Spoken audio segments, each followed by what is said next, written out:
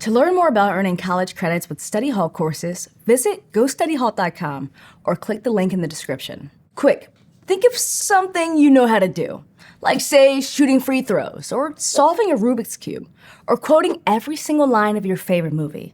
Now think about how you gained that skill. Like at one point, you couldn't throw a basketball far enough to make a free throw, and then you got stronger. And at one time, you were tempted to just peel the stickers off the Rubik's Cube and solve it that way. And once you watched that movie for the first time and didn't know any of the words yet. Over time, you learned more and got better at your skills. Throughout our lives, we're constantly changing or developing. Our bodies change as we grow older, and our minds change as we learn and experience new things. All people are different, and we develop our various abilities and traits in different ways, and at different times. But psychologists have done lots of long-term observations from before birth to when we're old and hopefully wise to figure out patterns in human development and give us common ranges for when different skills and stages emerge. These patterns let us think about development as a sort of journey we each go on. And with an understanding of the various skills and stages of development, we can see how we've gotten to where we are and what we might have yet to experience. Hi, I'm Deja Fitzgerald, and this is Study Hall, Intro to Psychology.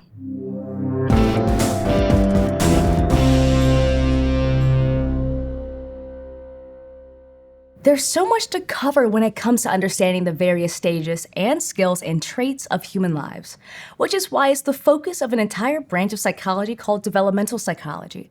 Developmental psychology is the study of how humans grow, develop, and change throughout their lifespan, from conception to infancy, to adolescence to elderhood. Throughout our lives, we experience at least 3 kinds of development. Physical, where our bodies grow and change. Cognitive, where our brains mature and make new connections, and psychosocial, where we grow in our ability to express our emotions and connect with people. Regardless of what stage of life we're in, our progress in these 3 areas has to do with both our environment and our biology. And at different times in our lives, we might go through feverish growth in certain areas and minimal growth in others. Like for the first 6 months, babies can grow physically at a rate of about 1 inch per month. If we kept growing at that rate for our whole lives, we'd be very tall. And we'd probably be very sick of people asking about our basketball skills. To us, we might only notice our physical, cognitive, or psychosocial development when new stages impact our work, school, family, or social relationships. But many psychological researchers over many decades have observed the development of many children and adults. And though they've come up with different theories, they've been learning more about the similarities that guide our development into unique humans. As we grow, we use similar techniques and reach different milestones, or specific goals or signs of progress, which are part of different developmental stages. And not to be too much of a psychology cliche, but it all goes back to childhood. One of the most well-known theories of development was developed by the Swiss psychologist Jean Piaget. He focused on cognitive development in children and youth. Piaget's theory says that our minds develop schemas that help us navigate the world. These are skills or concepts that we learn and build on as we interact socially and physically in our different environments. For example, a child may see a picture of a dog in a book and begin to form a schema that says dogs have 4 legs and 2 ears. Then, if the child sees a dog in real life, they may learn that dogs have 4 legs and 2 ears, and they are also soft and they bark. And then they might go on to watch Marley and Me and forever associate dogs with heartbreak. The process of adding information to a schema is called assimilation. Then the child sees a cat. The cat has 4 legs and 2 ears. It's soft, but it doesn't bark. Instead, it meows and climbs trees. The cat doesn't fit the child's dog schema, so the child forms a new schema about cats. This process of creating a new or more complex schema to fit new information or experience is called accommodation. As Piaget observed children, he noticed some patterns in how children experience assimilation and accommodation at different times. Based on these patterns, he came up with the idea that there are different stages to cognitive development. And in each stage, children are creating and expanding their schemas as they interact with the world. Take Lulu. From birth to about 2 years old, Lulu understands the world through sense and motor activities. We call this the sensory motor stage. Lulu basically does many tiny experiments each day, moving her toys, listening to sounds, and crawling around her home. And each little experiment develops her ability to notice patterns. One such pattern in the sensory motor stage is object permanence, where she figures out that an object taken out of view doesn't stop existing. Before this milestone, she might have been baffled when her bottle was taken away. From ages 2 to 7, children are in the pre-operational stage. This is when children use a lot of imagination and pretend play.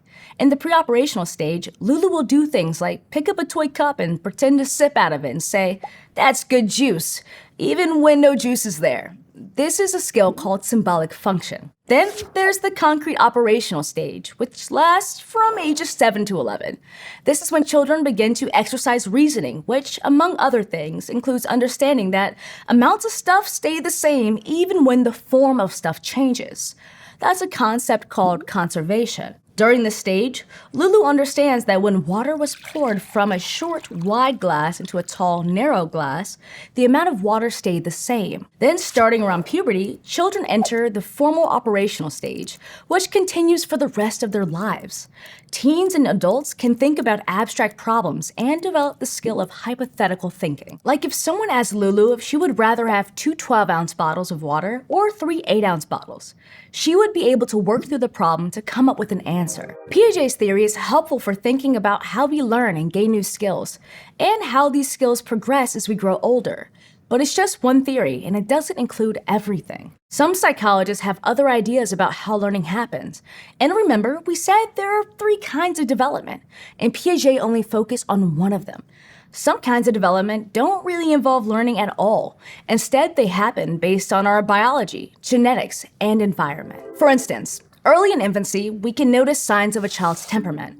This involves biologically based qualities that affect other parts of development, like how a child reacts to their environment or how they approach learning new skills. Psychologists have observed several aspects of temperament, including things like activity level, adaptability, and mood.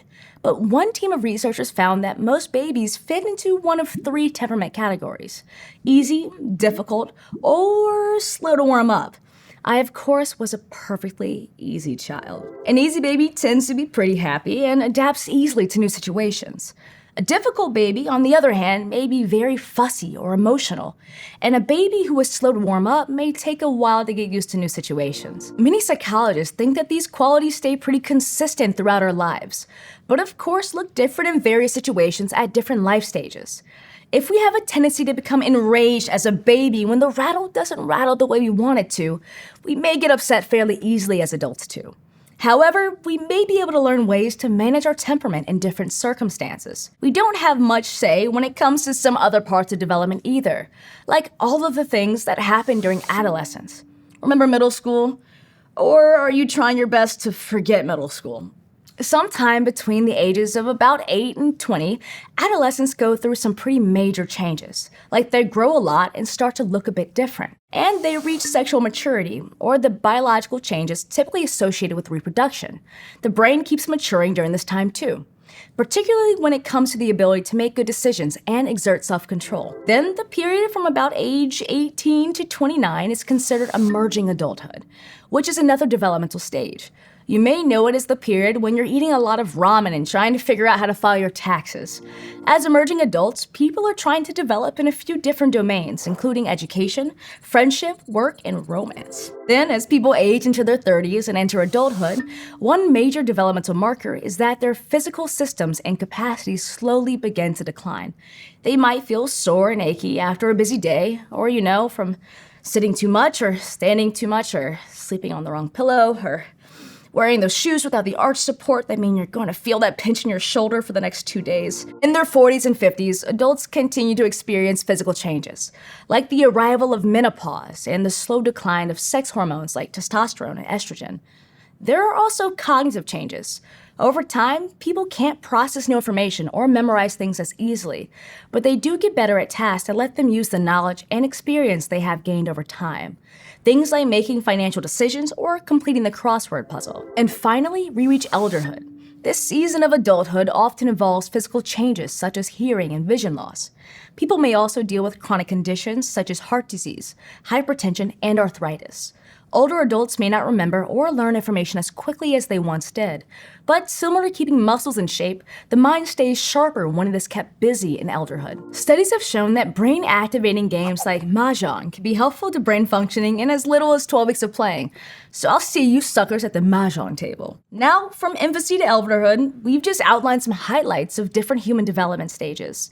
But we've left a lot out, and we didn't even mention anything about social development. Don't worry, we'll get to that in another episode. Understanding the different theories about the stages of development can help us better understand ourselves and better relate to others around us, whether they're in the same stage of development or a completely different one. And understanding the biology of physical and cognitive development can help us to better respond to things as they happen to us and those around us. Like, we can be patient with a kid who is throwing a seemingly ridiculous tantrum about not having the right cup of water.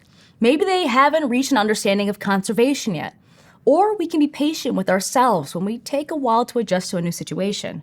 Maybe it has to do with our temperament. But theories of human development are least useful when they're seen as a rigid formula for what should and shouldn't happen at a given stage. Instead, understanding the physical and mental changes that can happen over time can help us to recognize where we are and know what to expect moving forward. So hopefully we aren't too surprised when we wake up one day with a little more back pain and a sudden desire to tackle the crossword puzzle. If you're enjoying Study Hall, Intro to Psychology, and are interested in taking an online course and earning college credit, visit gostudyhall.com or click on this button to learn more. Thanks for watching. See you next time.